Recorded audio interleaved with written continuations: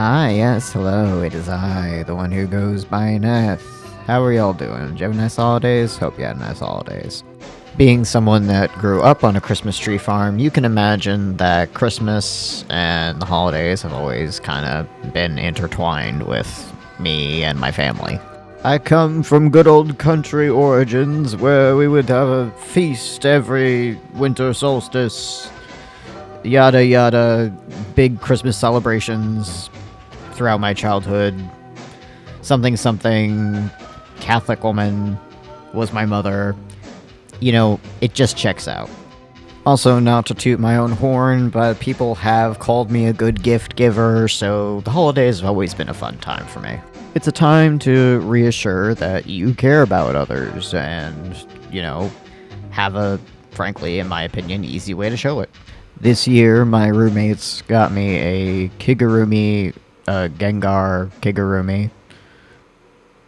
Honestly, it's comfy. I might be a grown man, but I'm real with you. That's comfy. I'ma wear the damn thing. Brother unleashed a druid-like man in a onesie onto the public. Speaking of public, I'm still talking to the void out here, so we're gonna diversify a few things. I'm still gonna do audio narrations of my weirdo book that I wrote during my psychosis, but also, I figured I should do some storytime videos and talk about some of the wild things that have happened to me, because my life really is like a badly written novel. Like, I don't know who was writing it. A lot of questionable decisions on all fronts, but you know what? Entertaining? Maybe? You see, I'm a man with an interesting job history. I'll start it off that way. Before that, though, would like to talk a small bit about the drawing that you're watching, or rather, the tattooing. Brother, I'm rusty. I know some of y'all, if you do tattooing, you're looking at this and you're cringing. Brother, I was remembering how to tattoo after taking a break for, like, a month and a half. Well, it was longer than a month and a half. Time kind of distorted between the loony bin visits, but life is life. We're just living out here, okay? Like, I didn't even moisturize the skin beforehand. We're just making do with the footage we got, guy. Okay, cool. Ain't no shame in learning. Maybe you'll find my mistakes entertaining. We'll see. Back to my questionable life decisions and job history. So, I wanted to make this video because I was reminded of a man today. A man I used to work for. And out here, we love a good story about a questionable man. Now, I want to preface everything that I'm about to say with the statement that this was one of the funnest and, just fulfilling jobs that I've had. Simultaneously, it was the most dangerous job to my own well-being. And that job was being a entertainer. Like, not of the adult variety, but of, children's birthday party, casino night. You hire a guy to, entertain. We're talking, birthday telegram type deals. The 5-year-old is having a birthday party and we want to burn some money. Hire Mickey. This is the part of the story where I tell you that I, in fact, was Mickey. Character acting in Mascots was where I found enjoyment in this job. Honestly, it's just bringing joy to kids. That was the whole golden aspect of that job for me. You are the bringer of the birthday party, entertainment, main event. Honestly, that aspect of it was just, it's what kept me there as long as I worked there. And I worked there for about a year. I think it was a year or maybe 8 months. But in that time span, bruh, I gotta tell you, that was one of those jobs where you had it purely because of the stories that you accumulated while you worked there. Also, bro, furries. I don't know how they do it. I don't know how they do it for hours. The longest I was ever in those costumes was 2 hours max, I think. Bro, they go to a convention center in something that is much more well made than the mascot costumes I was paid to wear. I cannot even fathom. Like, maybe they just built different, but I'd be dying personally. Like, when you wore these costumes, you knew immediately that they were made in a sweatshop, like, on the other side of the planet. You were blind and deaf in the best of them. In what I would consider the average range, you were just a sitting duck at the mercy of whoever you were around. There were multiple times where character actors were almost mugged just walking to and fro from a gig, in costume or not. God forbid you were in a mascot costume where your periphery might as well not exist. Through these story times, I plan to go into a bit of depth and let you know how it was like in those mascot costumes. So if your parents ever hired, say, a Mickey Mouse or a Donald Duck, probably shouldn't consistently say Disney names on YouTube. Let's say Coco Melon. There was a Coco Melon costume. Every baby hated the Coco Melon. Pro tip for birthdays: if you have an infant child, maybe don't get the costume variety that is basically an adult-sized baby. Yeah, don't do it. It's not a good idea. Like, these costumes weren't complete ass, but my boss did not spend a great deal of money on them. Or he did, and he got ripped off repeatedly. Like, if he really wanted to cook, he should have just hired a bunch of cosplayers and had them make the costumes. Now there's a business idea for you. Now, I'm not gonna say this guy's name.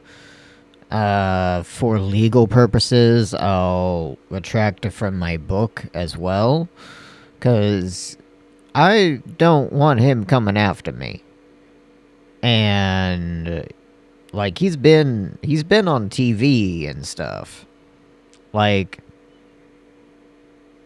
honestly, guy scares me. Like, in a good way. Like, in a respect way. So, I'ma stay in my lane. He stays in his. His name stays out of it.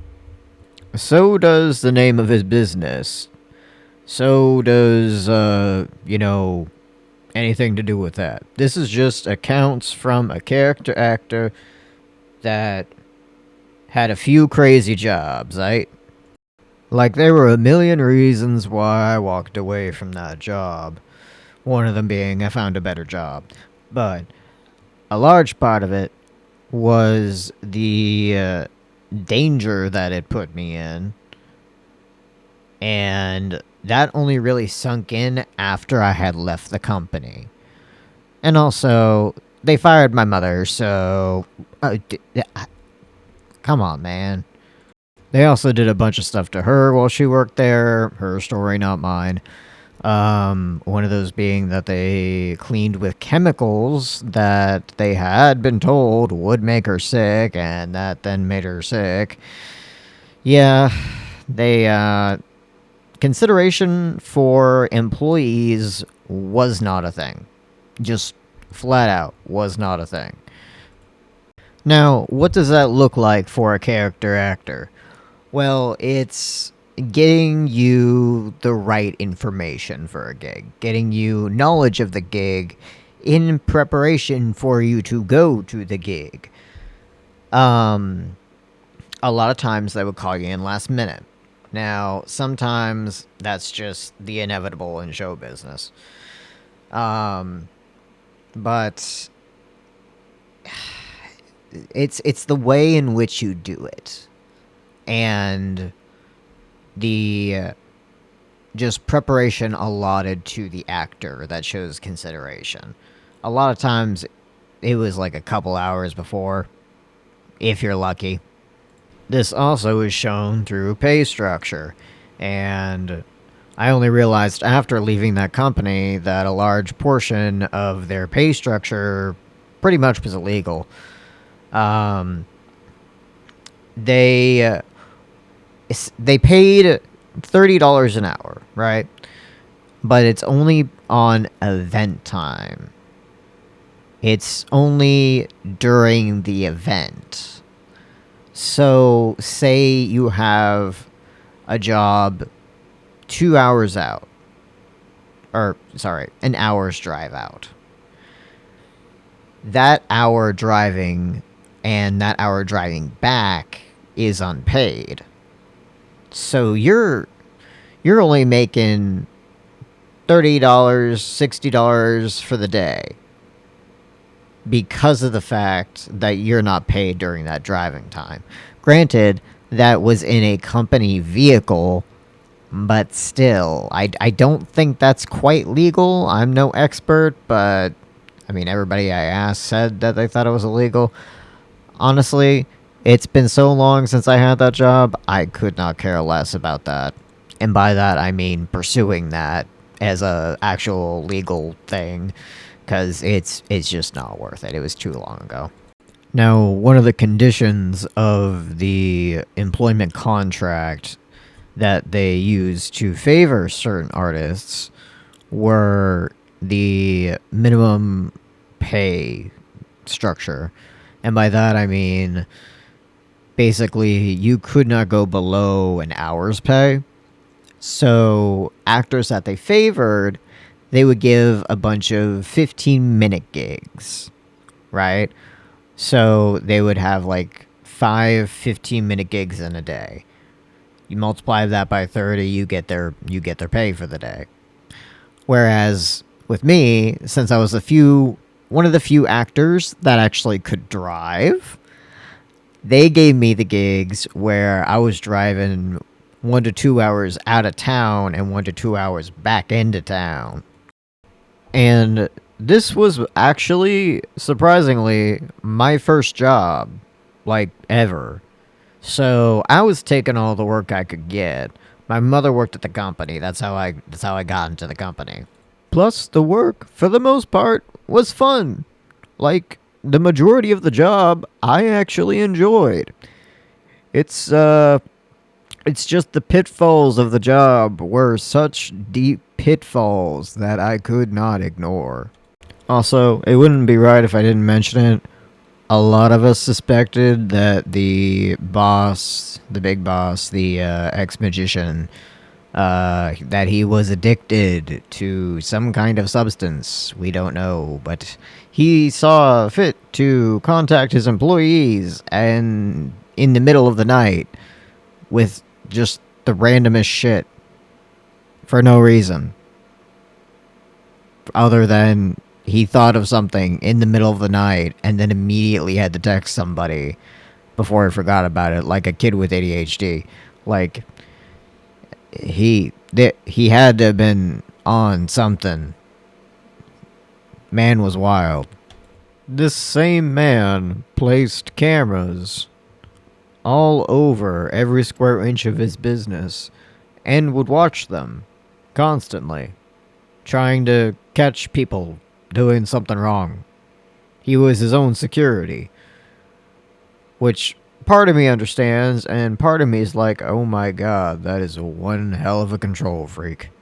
Luckily, I rarely worked in the building, and when I did, it was usually for training, for gigs, you know, learning how to play blackjack, or be the blackjack dealer, or the poker dealer, or, you know, working concessions, how to work those machines, things like that. That's the training that we got when we did get training. And the other red flag that I should have paid more attention to was that you don't get paid for that training. Just a bunch of red flags that you overlook because it's your first job and you're desperate for work, that kind of thing. Now, this boss of mine was not a kind man. He was such. He was so much of a not kind man that his employees would admit in his office that the goal was to keep him as far away from the client as possible, so that he wouldn't mess up any kind of client relations. This man's company operated independently from him, which, is the goal, but also he was simultaneously trying to operate it from his nice house in California where he spent most of his time. It resulted in the weirdest feeling, like the ghost of your boss was haunting the building and watching you, or could be potentially watching you on his multitude of cameras that he stashed throughout the building. Now, I have a personal policy of steering clear from crazy, so I avoided the man like the plague while I worked there, and that was possible since he didn't really get involved much with his character actors. We only had probably a handful of conversations between us, and honestly, that was a good arrangement. I'm glad I didn't get attached to him. Anyhow, this video in general is going to serve as a kind of introductory to a series of story times that I'm going to do about that job and about that time in my life. If you want to hear more about the guy that was paid to wear a Mickey Mouse suit, well, pay attention to the next few videos that I'm going to have coming out. If you're interested in seeing art or want to know via another platform when I upload, I posts whenever I have a new upload on Instagram at NETHLETH. If you want to support me monetarily, you can do so via my Ko-fi at the moment, which is also NETHLETH. Since it's been the holiday season, been busier with work, busier with family, haven't had a whole lot of time to post, but I hope to be back on the grind of that soon. I usually aim to do at least one upload a month, so if all else fails, you'll have at least something from me once a month. I aim to have a bit of an easier structure with the story times than I do with the book narrations, because, let's be real, going through a book that you wrote while you had psychosis is... it's a little mentally taxing, to say the least. Admittedly, don't know if I'm gonna finish this tattoo, because I didn't treat the skin beforehand, so it's kind of a pain in the ass, but we'll see. Hope y'all have a good rest of your holidays, Happy New Year, happy all things, and goodbye.